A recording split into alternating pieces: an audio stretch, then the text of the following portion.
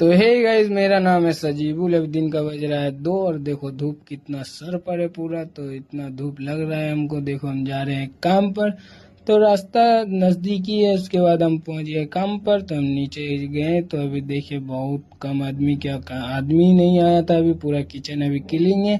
उसके बाद हम लोग काम स्टार्ट करेंगे। ये भाई लोग देखो मछली, मटन और चिकन भेज रहा है दूसरा होटल।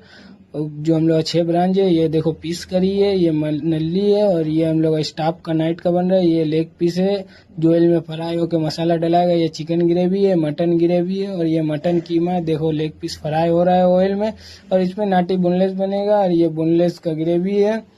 और ये हम लोग का ये नाटी शेरवा, और ये हम लोग का शेरवा है। उसके बाद ये बोनलेस जो है नाटी बोनलेस में डलाएगा। तो हम खाना खा के बाहर निकले तो माशाल्लाह मौसम बहुत अच्छा है।